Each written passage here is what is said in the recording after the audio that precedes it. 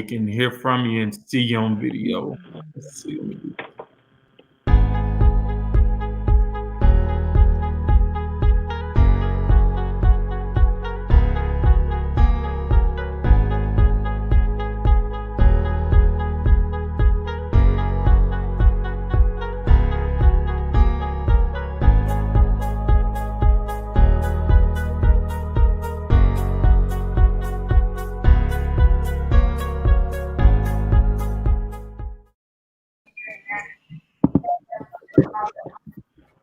Yo, what's up? Good morning. Good morning. Morning to everybody. And can you guys hear us? If you can hear us, let us know. We are getting started with Access Denied this Wednesday. He said, can y'all hear us? They can hear us.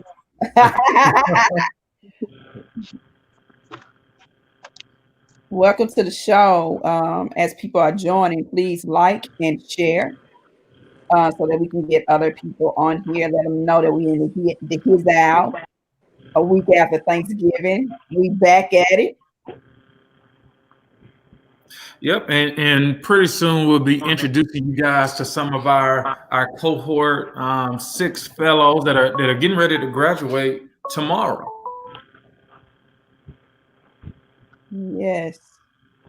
It looks like our crew is coming in. So I am sharing. So make sure you guys are sharing and telling people it's happening now. It's going down. John, you want to go ahead and introduce everybody? Yes. So we will start off with Miss Tyranny. Tyranny, I don't know. I think the nickname I first heard for Tyranny was Fiery, because she does not mince words. She is wrapping up our cohort 6 fellowship, which will have our graduation on tomorrow. But wanted to, Tyranny, if you can just introduce yourself fully, how many kids you got and what schools they go to. Okay, as you stated, my name is Tyranny. I have one son. He is 16 years old. He's a junior at Antioch High School. So that's all I have. All right, and then we'll go over and LaCheryl, let us know if we can hear you. LaCheryl having a couple of technical difficulties, but LaCheryl, if you can hear, just introduce yourself.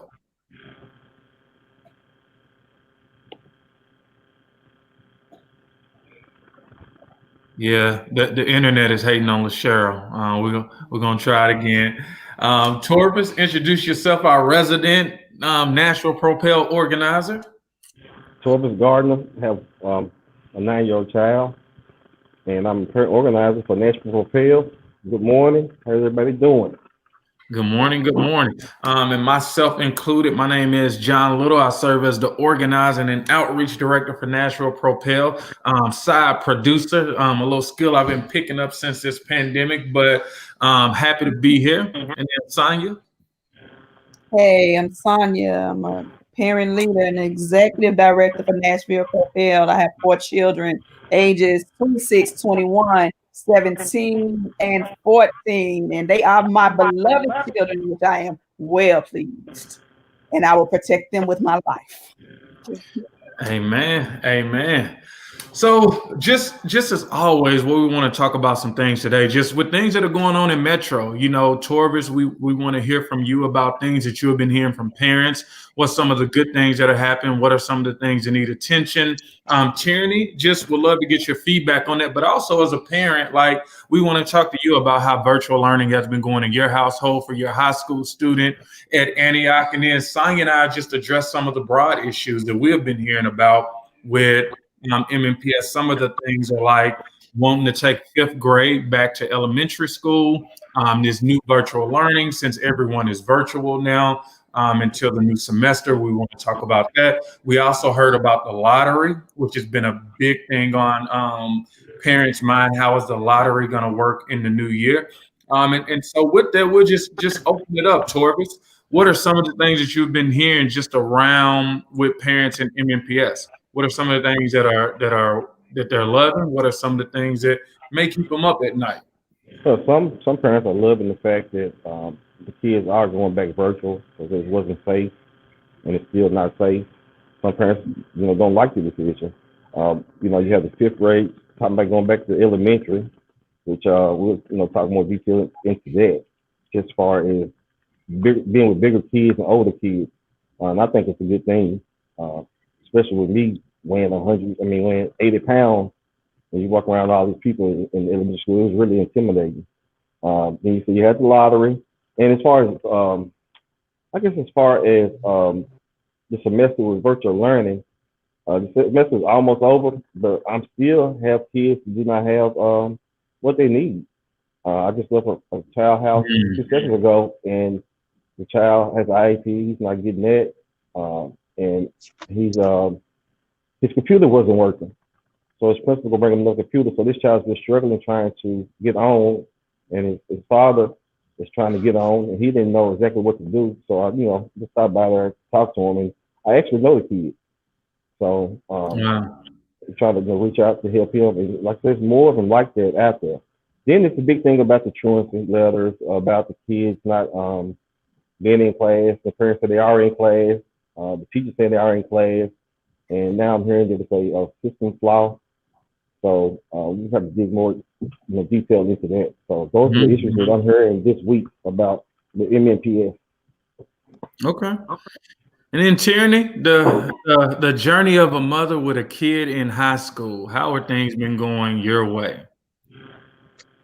They've been going okay, but mostly with high school, they want them to be more accountable. They have to be more independent. The instruction time or the time with the teacher is less. So I think it's been more of me having to stay on him because I have to log into his Schoology and I have to be able to say, hey, this assignment is due by 11:59 p.m. Make sure you do that or make sure you do that. And I log on myself about 20 times a day just to see what he's doing in his class and just to see what's on. And I'm here at work. My job took us from being remote to taking us back into the office. And so I'm texting him, hey, are you in this class? Is this assignment? Is this going on? I'm emailing the teacher, hey, what's going on? Is he present? And I can see his attendance, and I don't think his attendance record is completely updated correctly, but it's just a lot of me having to stay on top of it. Yeah, that's something we're going to talk about, this attendance. You brought up a good point. Sonia, what are you hearing out there? I'm hearing a lot of children who are failing every subject. I'm hearing a lot of children who are struggling with mathematics and with reading. A lot of parents who are concerned that their children are falling deeper into having learning loss. I'm hearing some parents that do want their children to go back into in-person and don't feel like, COVID-19 is spread by children in school, which I agree, but we can't control adults. Right. And the thing is, children probably don't even show a lot of symptoms and they can't pass it on to adults. So how do you know unless you test them right? I'm hearing, the communication between the school is really fragmented in different schools. I am hearing parents who still have not received MAP assessments. I am hearing parents who have children who are potential candidates for IEPs, and their concern, their plea, they're begging the schools to screen them, test them, assess them, and it is difficult. It's like running into a brick wall. And I mean, those are a lot of the issues, like what Taurus was saying, children with IEPs not getting the services. And then on the other side of town, it's like, yay, we're getting the services. And it's like, yeah. Wow. Wow. Yeah. And let's go into that just a little bit as we talk about the individualized learning plans. And so the good thing, we just had our first task force meeting. And one of the things that we've been talking about, and we're going to hear from one of our parents, Victoria Gordon, just about how she feels about it. But let's look at this Tennessean article. Again, this is my first time doing this, guys, so have a little grace with me. We're going to try to play you guys a video to just highlight some of our parents' participation as they talk out loud about some of the things that they want for their children.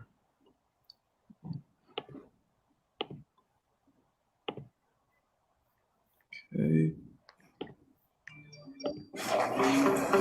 When do you think you might go back? I don't know. They probably.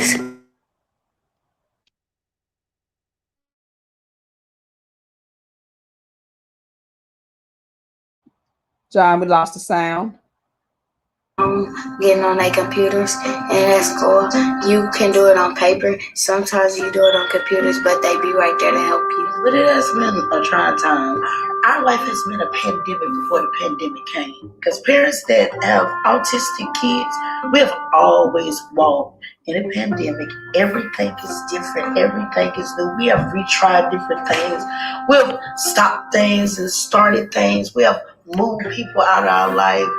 I've been down this journey with his IEP to where I knew he had this learning loss. So now every parent is now aware because your child is sitting around the table and we're like, where we once we put a book in front of you, now we realize you can't read it. We're just putting this book in front of you. I went to the school board a couple of weeks ago. Typically, metro schools, or any school officials technically don't listen to parents, but they do listen to the teacher. And I feel like I am his teacher. So I went up there with what demands I needed for my classroom. And we need support. We need individualized learning plan. Because if I have that, I'll be able to tackle this learning loss with this kid. So it was hard for us to help with assignments and homework. But now, not only can we participate if we need to listen to classes, but they post them so we can look at them later to help with homework. Maya gets extra time to complete things, and sometimes her assignments look a little different than other kids' assignments. She has a teacher for the visually impaired.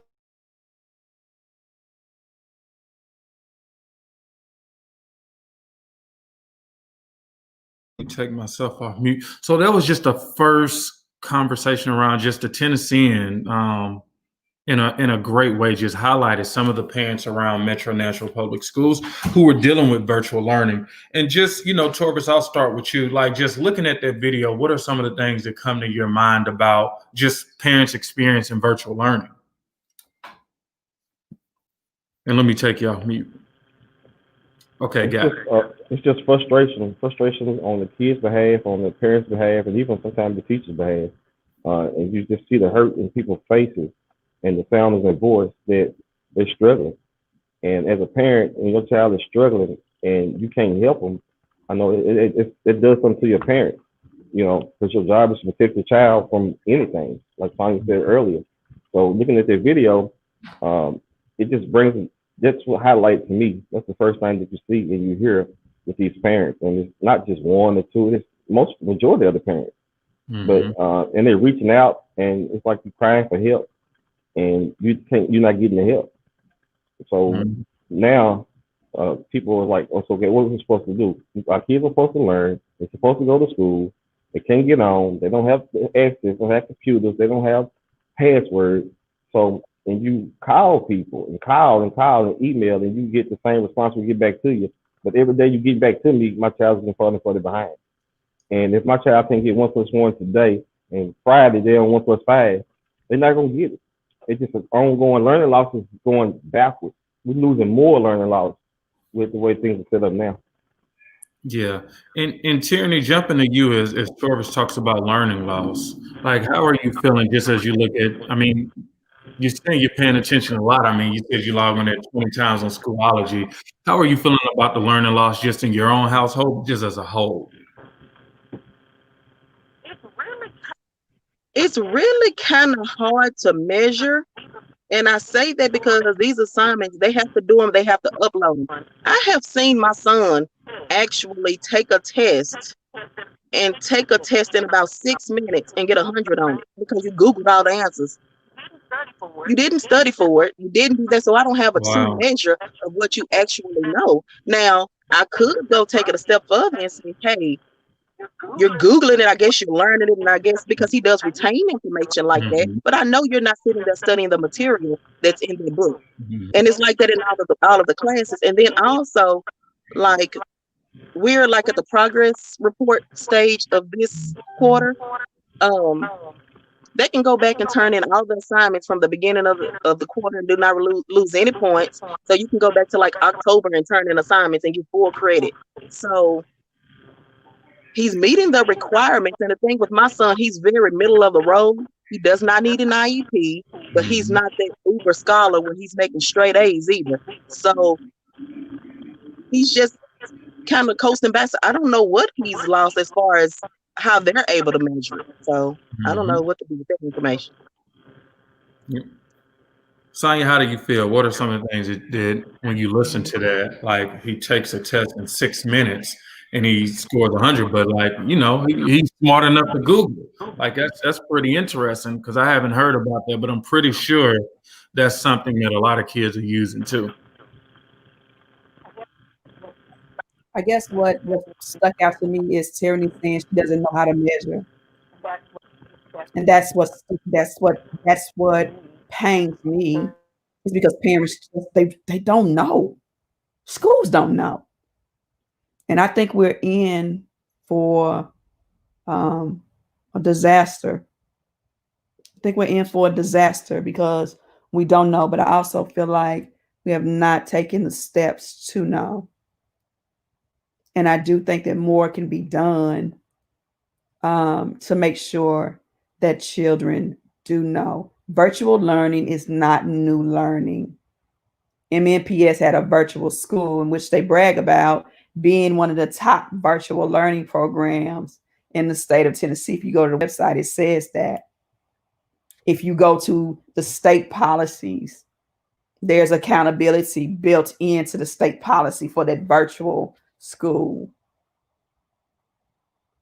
And so we already had something in place. And what I'm worried about is the accountability is being removed from the schools and from the educators. And then it's from the children too. You know, if you're just coasting through and you can just turn in all your work. And I got that going on in my house too. I made my daughter make a list of all assignments she's behind, but I put together a plan for her to complete them with her, made her put together a plan, and I sat there and I coached her through it. And so that's what we've been talking about, is we're talking about individualized learning plan.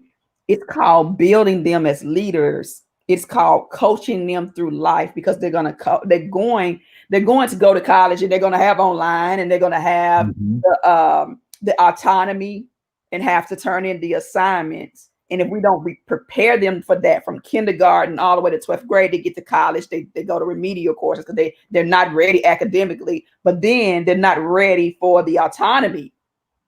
And we should be building leaders. Yep. And I don't see the system building children as leaders. Wow. Yeah. And just for parents, like I think this is important, right? And it's good to hear. I mean, I just heard from Tierney and she told me something that I haven't heard. So we want to hear from you guys. Like, how is your virtual learning going for your son or daughter? Like, let us know how it's going. And again, that story from Ms. Debnam is to say that he is doing a great job, but he's going back and retaking some things. He's taking his test in 6 minutes, and that's good information that we can make sure that we talk about and make sure that they're really learning. As we talk about retaining the information. But let us know how virtual learning is going your way. Put it in the comments, and we'll pull it right up, and we'll add Miss LaCheryl, see if we can hear a sound in here. Also, while you're doing that, we're talking about the learning loss. Yeah, okay. What about the math score? What about the math score? 2 laptops and a phone later. Come on, man. Determination. Can we allow LaShera to introduce herself since she didn't get to introduce herself earlier? LaShera, can you introduce yourself and tell us how many children you have and what school they go to? Yes, ma'am. My name is LaShera Jackson. I have a 16-year-old. He's actually not in public school. He's in private school at Father Ryan. And I have a 10-year-old that is a 5th grader at KIPP College Prep. Awesome. Thank you for that. And LaShera, we're just talking about how virtual learning is going, and Torvis has given us kind of an update, and then we're going to come to you and ask how's virtual learning going from you, because you're in 2 different schools. Okay. So I was asking about the MAP test. We still have parents that don't have the MAP test. How to access them, how to get them, what they like Shirley saying. How can you measure it if you don't know what you're reading? I saw in the comment that somebody said virtual learning is good because of no bully, which the definition of a bully is to coerce somebody to intimidate. And this virtual learning, the way things are set up with the lack of access to computers and things, it is bullying your child if you don't have what you need. So to me, that's like a virtual bully. You don't have the physical bullying. I think that's what it is as far as the virtual learning. But here we are, it shouldn't be Christmas time, but we're still having the same problems we had in the beginning. What can we say that has been solved? What can we say that we have an answer for? Nothing. I want to highlight Candace Bruin to know, because this is real with the bullying. It's been an issue. It's been a problem in our school system for a long time, to whereas what was a year and a half ago, we had an elementary school student who took her life. And so I want to acknowledge Candace, her comment, because her child has a right to feel safe. And it took a pandemic to put him in a situation for him to be safe. And we have to acknowledge that. And that's why we've got individualized learning, because if it's working for Candace, her child feels safe and he is flourishing and he's reaching his greatest potential, that she should have the choice to do that. And it should be meaningful. He should have the accommodations and the interventions, and he should go to any college and university that he chooses and not feel bullied or intimidated by anybody. So I wanted to acknowledge that. Thank you, Candace, for being vulnerable and saying that. Yeah, just any more thoughts on that, whether it's as we think about, virtual learning. When we ask that question, that's what Candace brought up. She enjoys it because her son is not getting bullied for the first time. But how is your virtual learning going, LaShera? You have a high schooler and then a kid in Metro. Yes. So my son is actually in person. He's only virtual this week because he plays sports, and so there were 3 young men on his basketball team that tested positive for COVID. So they had to come home and quarantine for a week and do virtual school. So I have to say that I have noticed the difference between the two, especially since he's been at home this week. With my daughter, it's hard because from the beginning of the school year, she was failing in music. I don't know how you do that. She was failing in social studies. She was pretty much failing every class. And there was no one to reach out to. When I reach out to like the office workers, of course they don't know, they're just in the office, so they don't know what's going on. And then I had to end up having to wait until mid-October to have a conference to even get in touch with her other teachers, like the music teacher and her social studies teacher and her science teacher. I had full access to her homeroom teacher. But it was always with her homeroom teacher. Well, I don't really know what's going on in the other classes. Let me try to find out. Let me reach out. She actually told me and showed me where she did reach out to my daughter's social studies teacher. And I never got an answer until it was conference time. And, there was a Zoom conference with all teachers. And I zoomed in on the social studies teacher because I'm like, I'm reaching out to you through something. I didn't have your information. Like, hey, I'm here because I need to know what's going on and what can I do to help my daughter succeed in this class. Because at this point, I'm turning into parent and teacher, which is hard. It's very hard because, it's the balance between work, leaving her with someone, and trying to reach out to them and her while she's at home and I'm at work, and it becomes a thing to where, she's not other people's responsibility. So, I definitely try to step in and be 100% involved, but it becomes hard when they don't have homework and you don't have people to reach out to.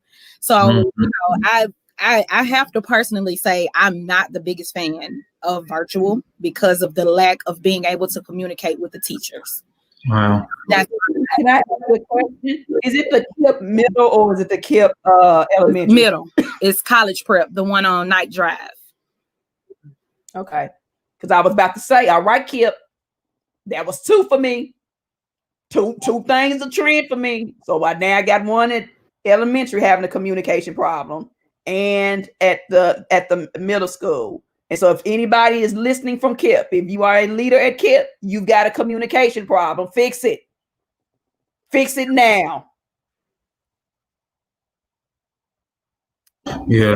And what we're hearing just around Victoria Gordon, who we highlighted in the video, she says, I'm skeptical on virtual learning with my son due to the lack of him keeping him engaged to a screen for hours on curriculum that is so rigorous for him, despite virtual is not tackling any learning loss or IEP goals because just his services and math pullout is not enough. Ms. Gardner talks about, I love teaching my daughter, being able to teach her things and apply it to life. I'm learning about her and emotions on how she reacts when she's frustrated or confused. The problem I have is the lack. I have to stop working just because my child was penalized for the time her virtual system was not working, trying to play catch up. They have 2 weeks, and instead of having PE and things they can't do at home, they should be learning about finance, leadership, stewardship, and other things. So this is good.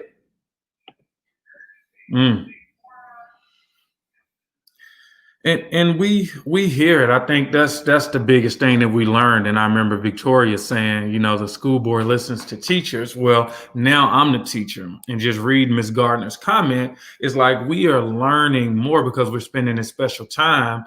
But again, that's why we're pushing for differences in policy with an individual learning plan, because we need something. School will never be the same as it was before. I joke with my son. I said it was snowing. I think that was Monday. Of course it didn't stick, but I was like, when we go back to school eventually, when it snows, it's not going to be a snow day. They're just going to say we're going all virtual. So be at home. And so it's like we have to adapt to different things with the way everything is changing. And I second that. It's almost Christmas time. And I was just sitting here thinking, we always talk about the individual learning plan. It's been a blueprint, and we can't build nothing out of the blueprint.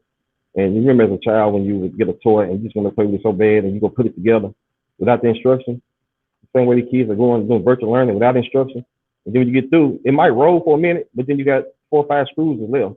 You're like, oh, where did they go? And it's not going to work. It's just not going to work.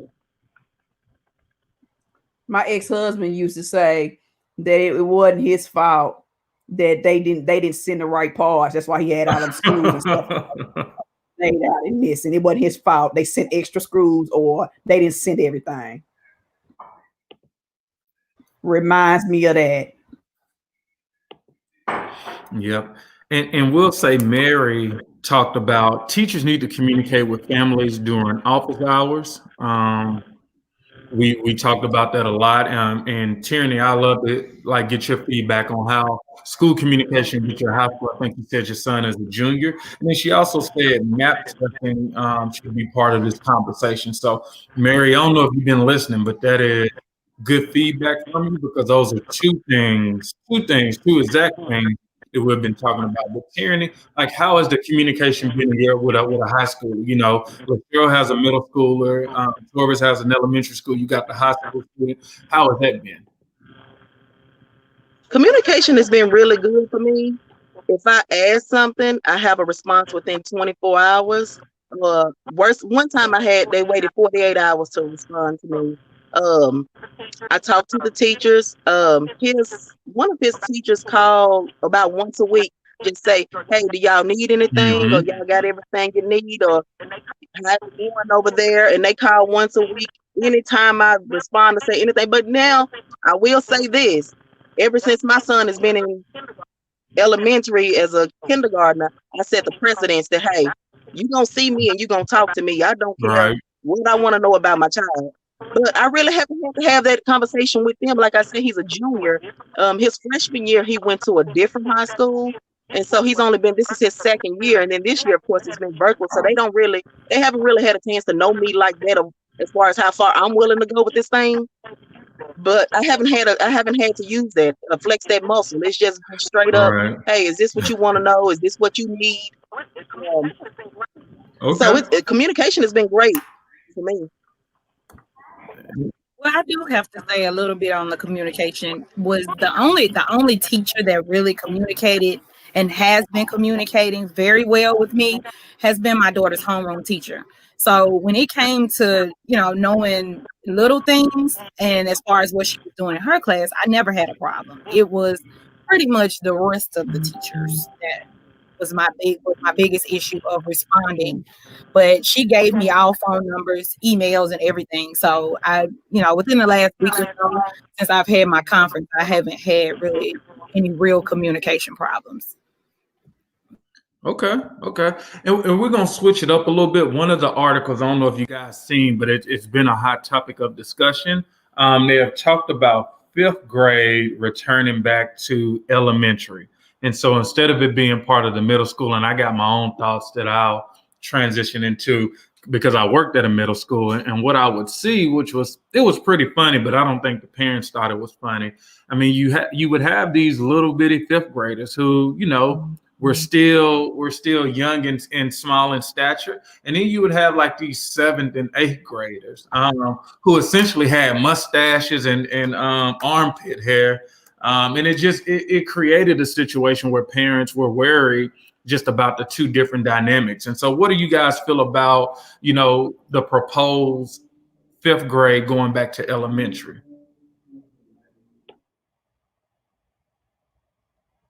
I think it's a good thing. Like you said, when we talked about it, it's like the ages is different. You having fifth graders in class with teenagers. And some of the kids are teenagers. So, and my analogy to that was it's like having a 18-year-old and you have a 21-year-old. The 18-year-old, yeah, he's up there, but he can't do what the 21-year-old can do. And just this maturity level with a fifth grader, the small petite, and you see these guys walking around with beards and stuff. It's really intimidating. And that's a lot of bullying. Like I said, I weighed 80 pounds and I graduated, so everybody was bigger than I was. And it was like, you walk in, you had the thing with initiation and all that. You was already intimidated just from hearing that. So I'm glad that they send the kids back. And one more highlight on that, I was trying to say, as far as the communication, communication is not great if you have to answer everything. Communication is when you just openly tell me what's going on with my child, and I shouldn't have to answer you. You should already be communicating with me.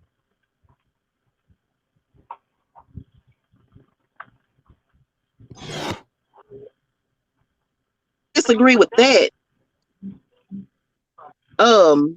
I feel like communication is any exchange that you're having with somebody. So even if it's somebody asking, whatever their response is or the lack of their response, any exchange is a communication.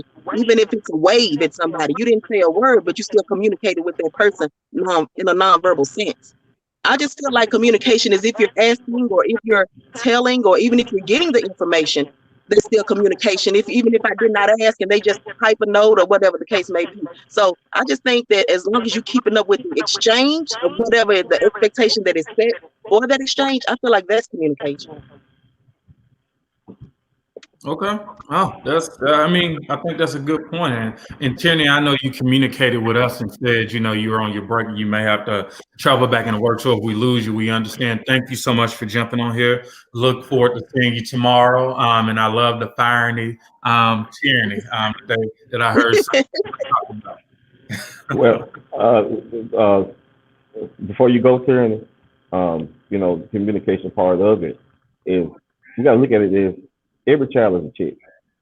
So you spend your money on something, you're gonna want everything, know everything about it. You can go buy a car, you're not gonna say I bought this car, and then you find out later on that the engine is messed up. So if you're spending your money on something, at this point in time, our taxpayers who spending money on our kids, I need to know everything about it.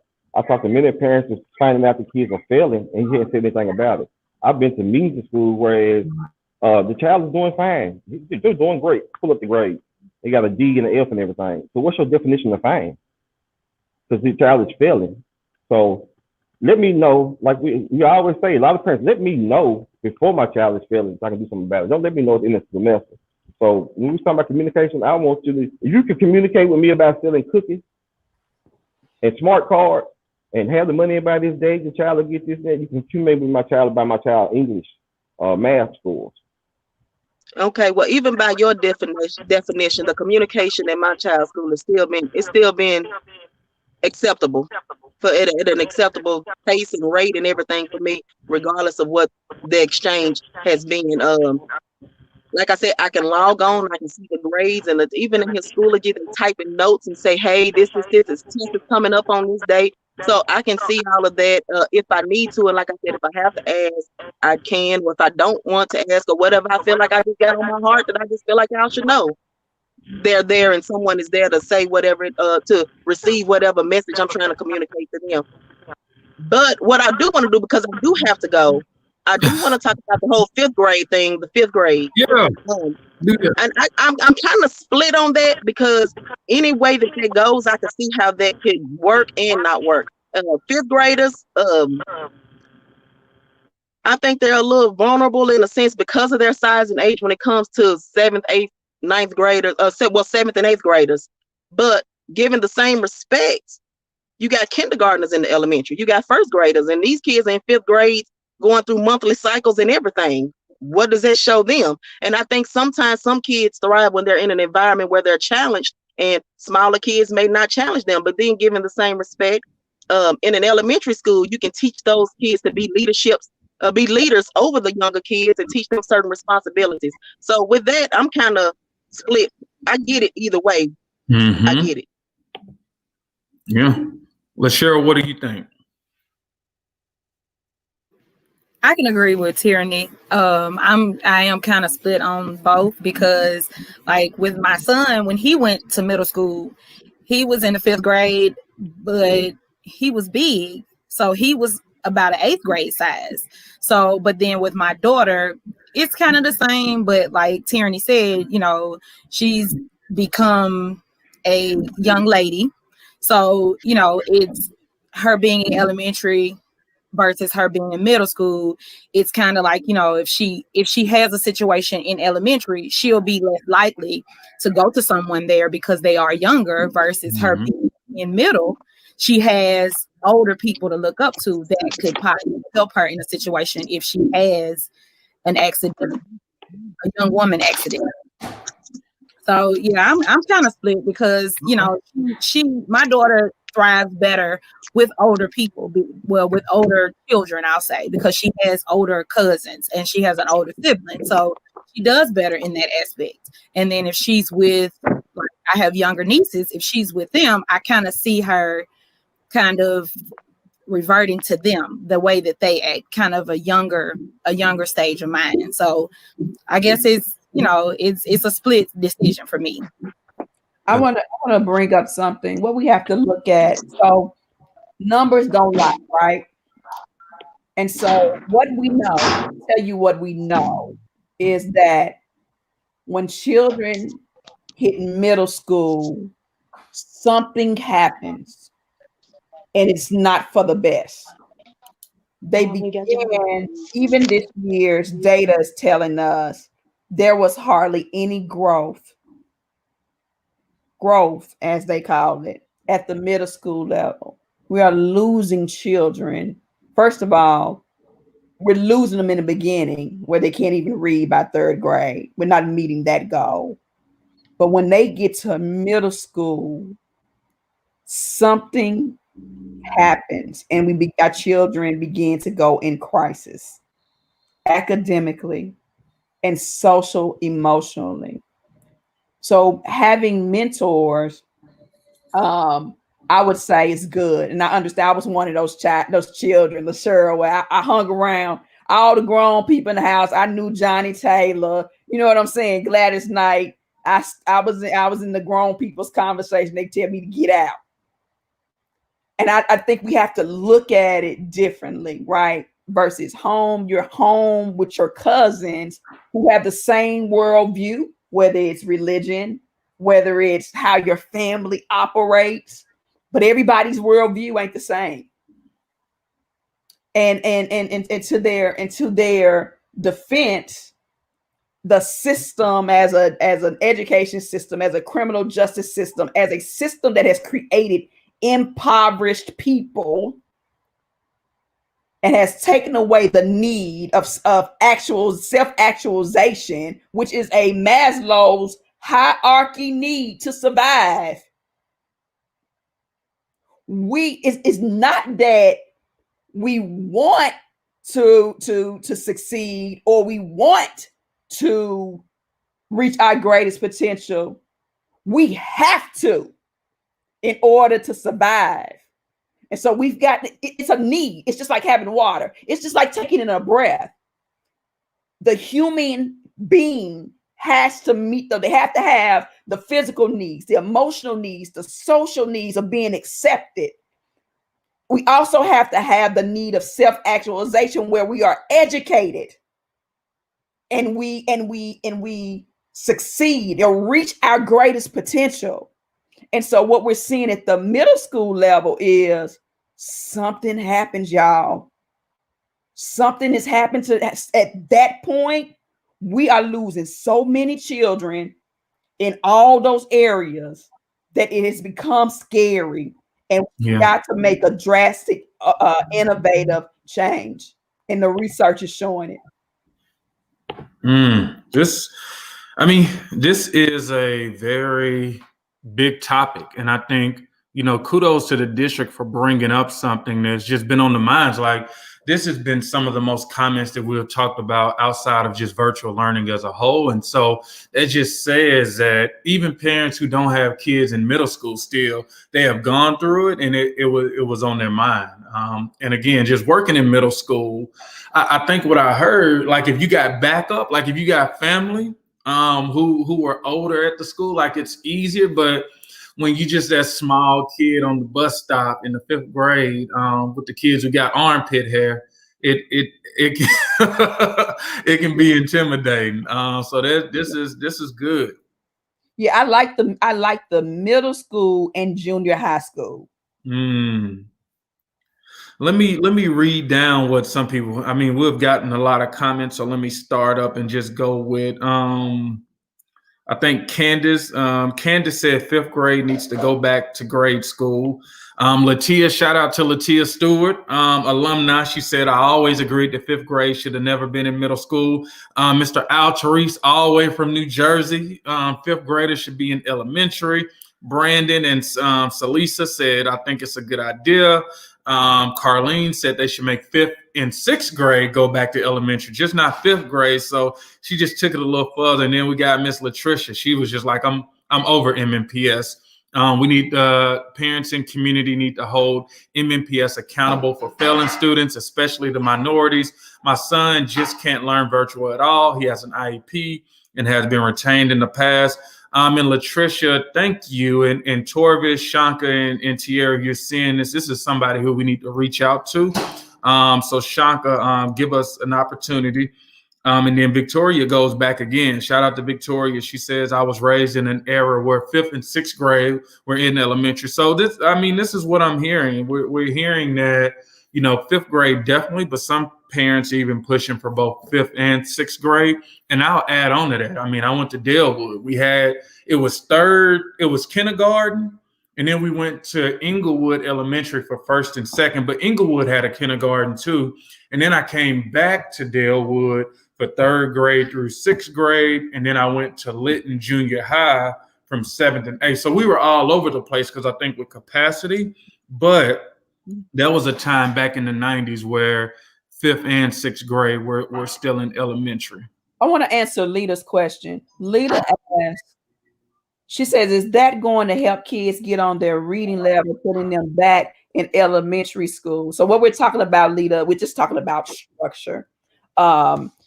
It's not putting them back in middle school. What is going to help with reading is teaching teachers how to teach reading. I bet you guys didn't know that the teachers who are teaching your class, who go to colleges and universities to learn how to be teachers, are never taught how to teach children how to read. Did you know that? I didn't know that. They are not taught. So I am an LPN. I was taught how to start an IV. You can do a thing, you can teach a thing. I was taught how to hang IV medication. Imagine me going in your room to your hospital bed with a 20 gauge needle, talking about, but I gotta start your IV. You know, and I'm gonna teach everybody how to do it. Based off, give me some instructions on a piece of paper. Like this is what the hospital says our policy is. This is how we gonna do it. This is how we gonna roll out. I know you didn't learn it in school, but this is what we do. You supposed to be doing that. And I'm like, now, I didn't wake up that morning to cause no bruise on the patient or to harm them. I'm a nurse. I have compassion. So I don't even blame teachers. I think they're doing them a disservice. They go into a field with a passion. A lot of them do. Most of them do. Go in. It's not a lucrative field. I had a 3rd grader the other day that my daughter is tutoring. I asked her what she want to be when she grow up, and she told me a teacher. And I'm gonna make sure she the best darn educator because we need her. So I don't even think it's educators' fault. So any educators out there listening, don't get defensive, baby. We on your side.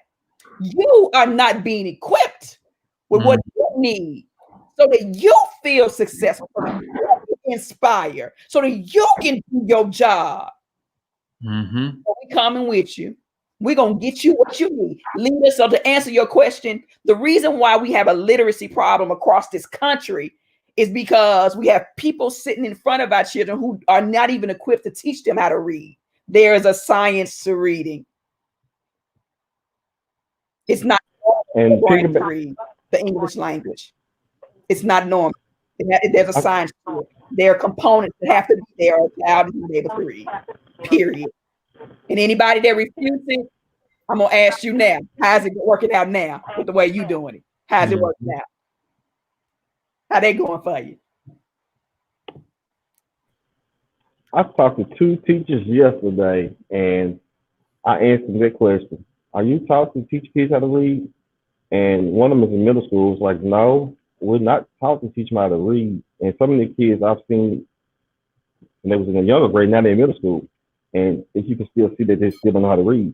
But I said, so how did you, as a teacher, how did you teach how to read? She said that, oh, you can go take extra classes yourself to try to do that. I think she was Austin P. So I'm like, so on your salary, you're supposed to spend money to go take classes to teach them how to read, to be a teacher to read? She's like, yes. So the teachers are not taught to teach their kids how to read. And what does she teach? She teach what? She's in middle school now. Okay. She's in middle school now. So the least they can do is teach our children how to read. If you don't teach our children how to read, they ain't gonna get English. They ain't gonna get science, social study. They ain't gonna get the music class. They're not gonna learn that stuff. If you can't read, you're gonna struggle in math. If you don't have phonics, if you don't have comprehension, vocabulary, decoding, and fluency. If your child is not proficient in all 5 of them areas, mamas and daddies, they can't read. They may sound like they can read, but they may not be able to The comprehension. Yeah. So that's right. Yep. And LaCheryl, what are you thinking? I mean, you have made some decisions outside of Metro twice. Like, as you hear this conversation, like, what is going through your head? I'm sitting here thinking, like, how do you teach something that you've never been taught? Like, how and why do you go to school and that's not taught to you? Especially if you're going to school to be a teacher, I don't really understand how you missed the most important part. Because, like Sonia was saying, in order to get to the rest of the stuff, you have to learn how to read first. I mean, I had to learn that very hard at an early time with my son, because he was in kindergarten, and I told you guys before, but he was kept back in kindergarten, and it wasn't until I realized that my son didn't know simple sounds and how to sound out like those simple things, and so I had to go back, and I'm thinking, like, if you don't know that the ch and the ah can come together and make a word, if you don't even know how to sound them separately, I ended up having to go to the reading specialist, and I had to talk to the reading specialist because they kept telling me, well, we'll write him an IEP, we'll do a circle support meeting, but wow, just teach him how to read. Exactly. And that's what I kept saying. I'm missing work. I'm coming to the circle support meeting as a parent, but you're not telling me how you're going to teach my son the smaller things in order to get us forward. So I went to the reading specialist myself, and I said, hey, what can I do as a parent? Where do I need to start? And I went on YouTube. I went onto YouTube. I went and talked to some of my teacher friends. Wow. I Googled, and I got to the point where I went to the parent teacher store, and I got my son what was called no nonsense words, the no nonsense stuff. So it was like, let's put this together and let me help you even talk before you start to read. So then that way, we started putting the little things together, and it started making sense to him. But then he went from doing that and moving forward into middle school. And after he finished his 6th grade year in middle school, I'll be honest, I made the decision to pull my son out of public, because at that point I realized for me and my son that there was a barrier between the learning and him. So I had to step back and really communicate with my own child to really figure out, where do I start? Where do I make the decision to help him go further? So that's when I started digging into private schools and realized, there was money that they were paying for him to be the color that he is. There was money to be paid for them to pay for him being a male. And so, I dug into that, and I have to say, and I will continue to say, like Tarvis was saying earlier, the communication for me with the private school, they email me every day. I have access to my son's grades. I get phone calls, I get voicemails. And then on the other hand, there's MNPS. And it's like, sometimes it's kind of like pulling teeth. So it's like, it's hard. It's not only hard for us, but it's hard for the children, because they're carrying not only the barrier of the issue of just being a child right now in this millennium, and trying to learn in this extreme environment, because just like we're all stressed, they're stressed too. Yep. They're trying to figure out too. So I'm just kind of thankful, because I am able to sit aside and take the time with my daughter who's in MNPS and put a little more effort in learning, because the more I know now, the better I can do from here on forward with my daughter. And just trying to hold MNPS accountable. I mean, we can try. We can definitely try. We can go forward. We can definitely be a voice in their ear. But I just feel like, as long as we continue to try to come together and make them hear our voices, I think we can, we can kind of change it little by little. It's not, it didn't get bad overnight, so it's not going to change overnight. So I just think the more we all come together and understand and know that, just as stressed as we are, the kids are too. So it's like, if I can't help my child, then, there's people. You reach out to other people, even if it's not the teacher or the principal, it's other people like this group. I thank y'all. I mean, I thank Shanka for bringing me into this, because it's really, really helping me open my eyes to realize, I'm in this fight for my kids, and I have to be, because if not, nobody else is. So we just have to keep working. That's just how I look at it. We gotta keep working. No, I mean, thank you for that. For sure, you're right. We got to do this together. But I also I want parents to beware of something. I want you to question everything. I want you to question everybody.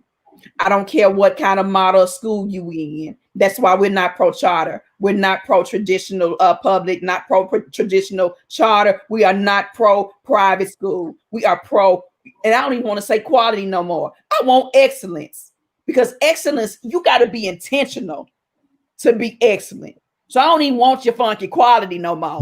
Yeah, I said it on today. I don't want your funky quality. Your quality is based on what you think is quality. Okay? I want your excellence. I want you to be intentional about what you give these children. Wow. So, and I'll tell you guys, one, LaCheryl, just thank you as we get ready to close it out in a few minutes. Like, you have jumped on here. Like you never left. We've been doing this since March. So we definitely need to, somebody calling me on Google. Okay, we'll cut that out. Yeah, like we definitely want to invite you back on here. And again, look forward to closing out tomorrow. But like parents, like this has been really good. I mean, for me, like it's helped me to think about like elementary. It's helped me to think about virtual school. And this is why this platform is here. It's here because we sit and have these conversations in our silos. But a lot of times we need to have these conversations publicly. And I appreciate everyone that's been responding. Candace, again, she's 16 weeks in, if not more. So thank you for always jumping on here. Our new parents, our former cohort 5 members, and Miss Stewart, like, thank you guys. And we're going to keep this conversation up. And if you want to talk about some, or if you want us to talk about it, like, send us a note, because this platform is for parents. We're just using all of our power to get the word out.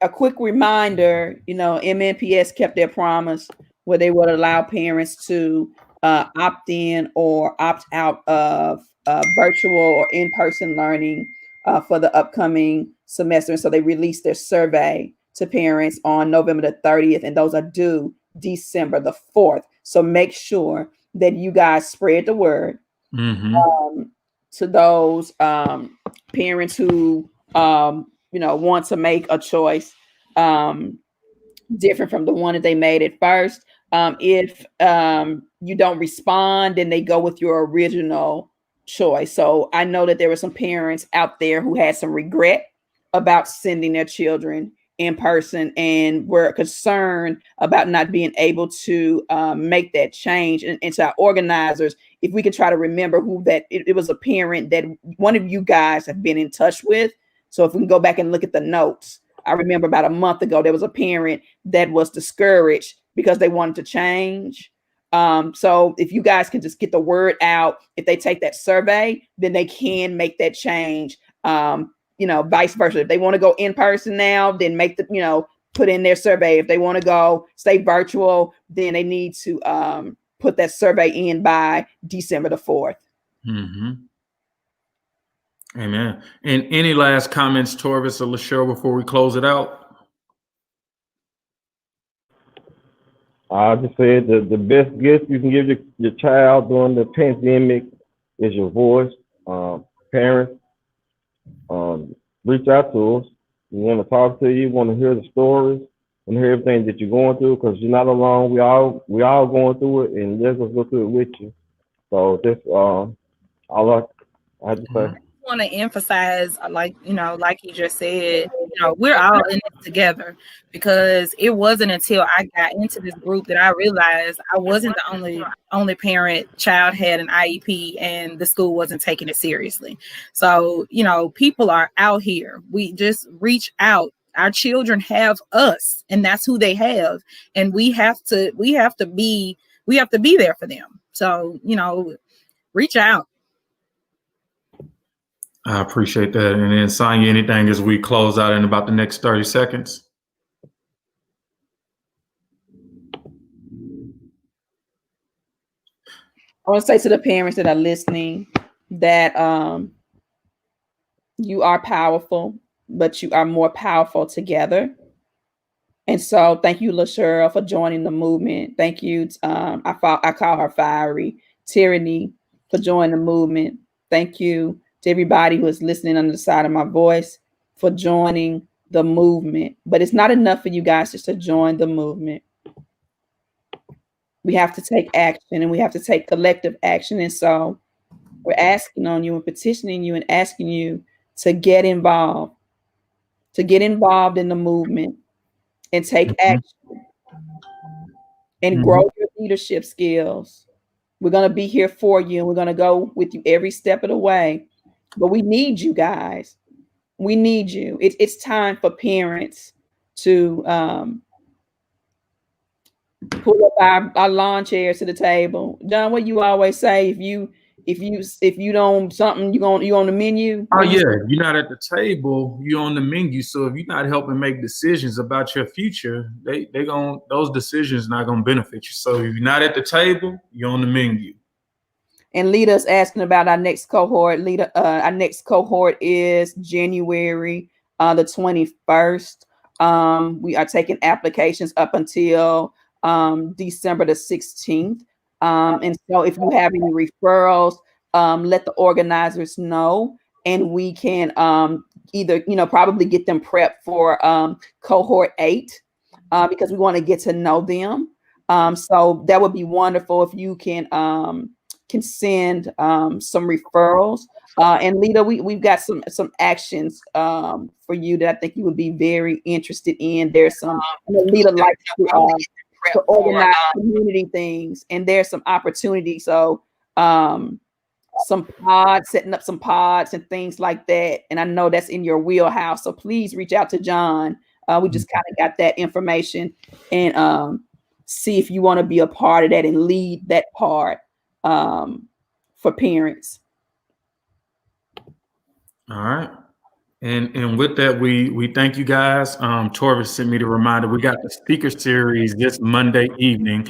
We're going to have the Commissioner of Education for Tennessee, Dr. Penny Swin. So please, this is what it's about. This is like the warm up. Now we're going to be in front of real decision makers on the state. And so we need this same advocacy so she can see where the real power is. And again, that's going to be this upcoming Monday at 6 o'clock. Let's get 100 parents. Yep. 100 parents, everybody sharing, everybody getting people on this. They don't want to miss this. She's going to be talking about learning loss, and we need to hear from our education commission. We need to know the plan, Dr. Swin. We're excited about talking to her, and we're excited about her listening to parents. She's a good listener. I can say that. She's a very good listener. But you guys have got to sound the alarm. You've got to ask her questions. And we've got to make sure that we're heard. So make sure you guys are tuned in and joining us and commenting and asking her questions. All right. All right. Well, thank you guys as we get ready to end this one, and we will